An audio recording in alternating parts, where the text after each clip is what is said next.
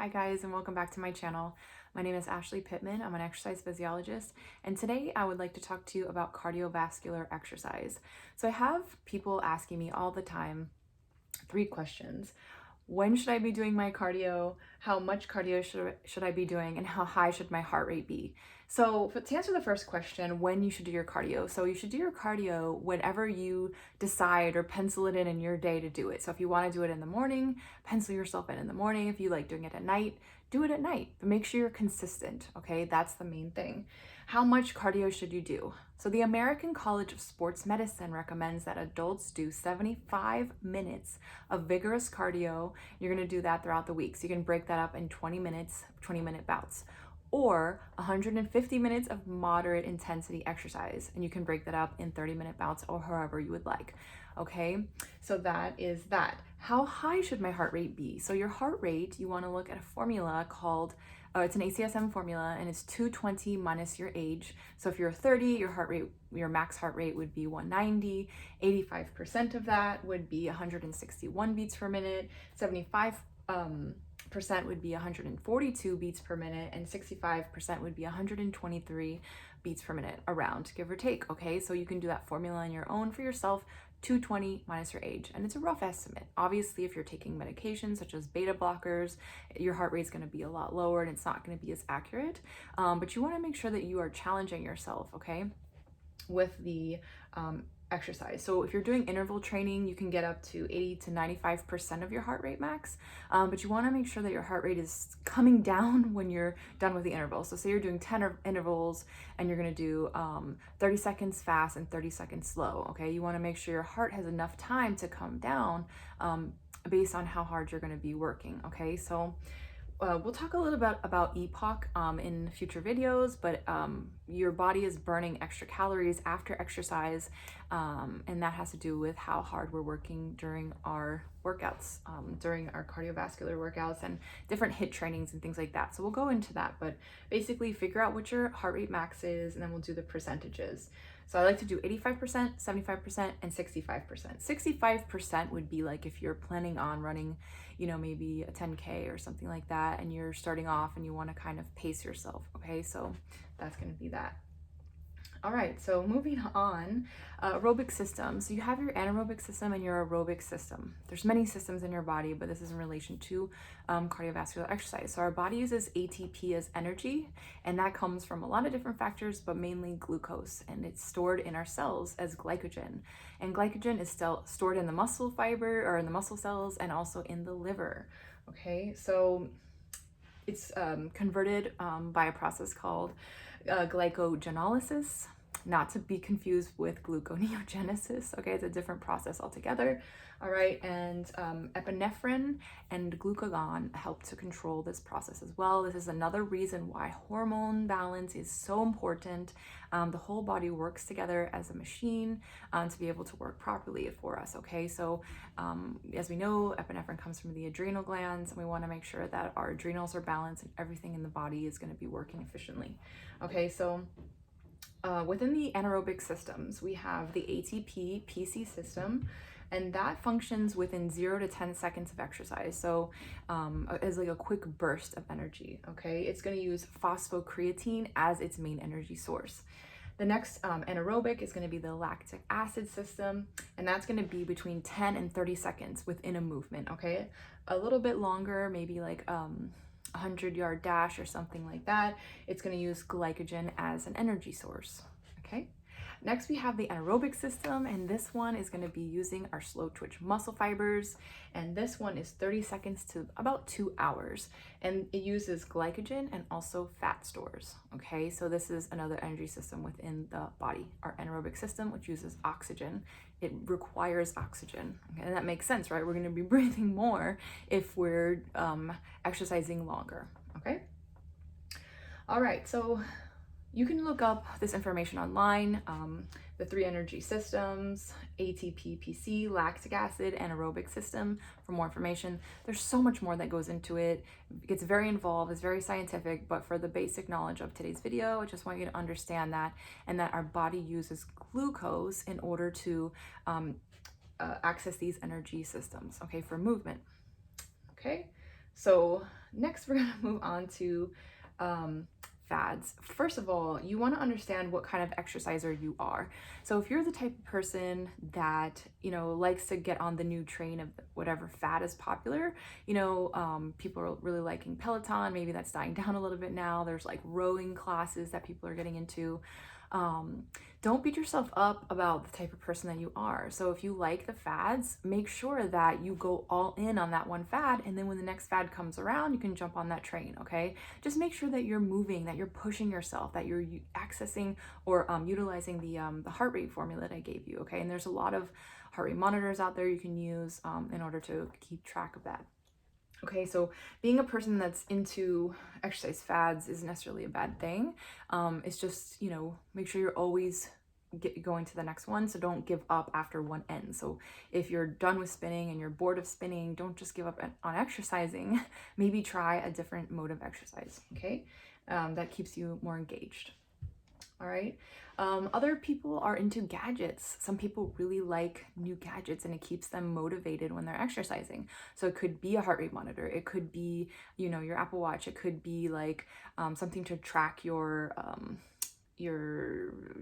whatever. There's so many things out there, just tracking your fitness. There's a lot of gimmicks and stuff out there. So, if it sounds too good to be true, it probably is. But if it's something new and it's safe and you want to try it, try it. If it's in the realm of exercise and it gets you moving, then, I'm all for it. All right. So if you're a person that likes fancy athletic gear, okay, so I have tried Lululemon pants, leggings, and I'm not a fan, guys. I don't know what the whole big deal is about it, but people love this brand. And I'm not downing the brand. I'm just saying that you don't have to spend a lot of money in order to exercise. You can wear rags. Like, you want to be focused on what you're doing more than what you look like. I get it though. When you buy nice clothes, and even myself, when I wear a new workout outfit, I'm really motivated to go to the gym and I want to work out. Okay, so if you're that type of person, again, don't feel bad about it. Just make sure that you're using the clothes for exercise. Okay, I see so many people wearing these Lululemon pants and they're walking around in the grocery store or the mall and they don't look like they worked out. Maybe they are planning to go work out, but just try to keep the focus on where it should be and work with the type of person that you are. Okay. Again, if you're the type of person that is really interested in new workout routines, if you get bored really easily, okay, try to find some music that you like. Try to find some music that's going to keep you engaged, that's going to help you look forward to your workouts, okay? Kind of try to play a little trick with your mind with that. And look for a new routine. Ask your trainer, if you have a trainer, is there a new routine I can do? Is there something new out there that I can try? And let them know if you're bored or if you're not engaged, and they can hopefully help you get there, okay? So you can do supersets, you can do within weight training, within cardio, you can do hill training, intervals, try different machines. You can run outside, you can run inside, you can jump rope depending on your ability, okay? So there's just so many different options there, okay? So lastly, with this thought, if you're the type of person who likes to stick to an old workout routine, something you've been doing for years, if it's working for you, then great. If it's not broke, don't fix it. But if you're noticing a plateau in your fitness and you're not reaching your goals, then you need to reassess that situation. Maybe you need to add some variation within the workout, or maybe you need to focus more on what you're eating so that your workouts can actually work for you, right? Okay. We also want to make sure that we're not neglecting any pain or injuries. If you're exercising and you feel something is wrong, there's either one of two things that happen. People will give up and stop exercising because they don't want to be in pain, or two, they exercise through it and they end up causing more harm to themselves. So we don't want to do either one of those things.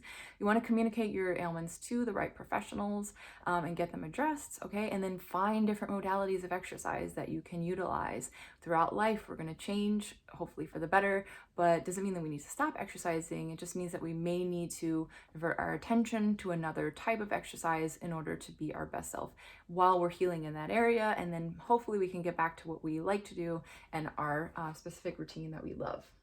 Okay.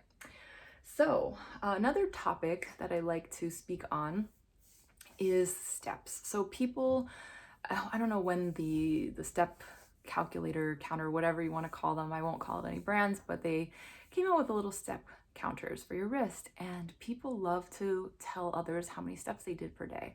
Okay, that's great. I think it's great that people are moving, and I don't want to make anyone feel bad about that. However, think about it. You don't see athletes counting their steps, okay? They're more focused on how their body performs, right? Their flexibility, their speed, their agility, how strong they are, the gains that they're making in the gym, and the endurance that they're building, okay? So I think one of the things that can happen when we're focusing so much on the steps that we're making or doing every day is that it can happen where you're using that as an excuse to not exercise. So say you go throughout your whole day and you look at your calculator for your steps and it says you moved like 10,000 steps a day, and you may say, "Oh, well, you know what? I moved a lot today, so I don't need to do my workout."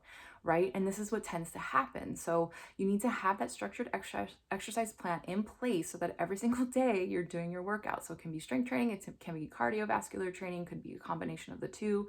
Okay, but don't use the steps as an excuse not to exercise, because you're not taking into account how hard you're working. Your heart rate is not involved in that. Or maybe they record it, but it's just steps, how many steps you are taking. So it could be back and forth to the fridge or whatever. And I don't mean this in an insulting way, okay? But I want you to focus more on, like I said, flexibility. How's your posture? How is your balance? Okay. How is your endurance? Are you getting winded often? So focusing more on those things, how your body functions as a whole, right? We're a living organism, like how our machine is functioning as opposed to how many steps we're getting. Okay. So something to help you with goal setting. So there's something called the trans-theoretical model. And so the trans-theoretical model, you can look that up, and I'm not going to show you a picture, guys, because I want you to use your imagination. All right. Imagine there's a clock. All right. We're going in clockwise motion. All right. And so there's pre-contemplation. These are the steps or stages to making any change. Pre-contemplation is when somebody is not even really thinking about exercising or making any new habit change, anything. It could be being able to conquer a fear, or changing the way that you eat, or it could be anything. Okay, then contemplation is going to be number 2, so that's going to be probably like around 3 o'clock, right? And so there, people are actually thinking about changing or making going towards a change or a different goal in their life. All right, then we have the preparation phase, where that individual is actually preparing to make that change. I'll use exercise as an example because it's easy. So, you're going to go out to the store and you're going to buy workout clothes. You're going to get a gym membership. That's your preparation phase. Okay, so action phase is going to be 6 months into you actually doing the change. So say you got the gym membership and now you've been working out consistently for 6 months. Okay, you're in that action phase. All right, after that, it's going to be our maintenance phase, guys, and this is going to be around 9 o'clock. And this is where we want to stay. Okay, we want to stay in that maintenance phase. All right, and it's a circle. That's why I use the clock. Okay, so we're going in this circle. This can be applied to any behavior change. Okay, if you want to go to bed earlier, if you want to be nicer to people, whatever, okay? What tends to happen after the maintenance phase is the termination phase. This is where people will fly off of the wheel completely and then, go back to how they were before, or maybe sometimes worse, okay? And that's not what we want to happen. Why does this happen? Commonly, as human beings, we're fighting for something, we're working hard for something, and then once we reach that goal, we tend to relax a little bit, right? And that's normal and natural, but it's not going to be conducive to our goals, okay? So what we need to do is stay on track. So we got to find, and that's why I'm always stressing to you guys, find something that you enjoy to do for exercise, find a way to eat that is sustainable, something that you can do for the rest of your life and that works for you, so that you can stay in that maintenance phase. So you can go around that circle in the maintenance phase and you don't have to start over, right, after the termination and go back to pre-contemplation. We go through different times and seasons in life. I get it, things happen. But if we could go through life keeping, like, say, our fitness on track, our mental health on track, our spiritual health on track, and just staying on top of those things, you can write things down, keep them organized in your phone, in your notes, or whatever. But just keeping that at the center. And then as life happens, you'll have, like I said, you'll have that plan in place to help you get through certain situations in life. Okay, so we talked about a lot of stuff today. We talked about the energy systems, aerobic, anaerobic, how long should we be doing cardio for. We talked about the American College of Sports Medicine's recommendations, and the trans-theoretical model, among other things. Okay, so I'm going to put these notes down below, And I hope I'm not talking too fast. I just wanted to get all this information to you as quickly as possible so that you can utilize it for your fitness journey. I hope you guys are having a wonderful week so far, or you've had a wonderful week. It's Sunday for me whenever you watch this, guys. I hope you're having a blessed day and that you're staying on track with your goals. If you need anything from me, please let me know. You can message me in the comments or privately. My Instagram is Raspberry Starfish, and I'm also on Facebook as Ashley Lauren. And I'll catch you guys in the next video. Please like, comment, subscribe to my channel if you want to get more exercise and health tips and information, and I will see you later. Bye.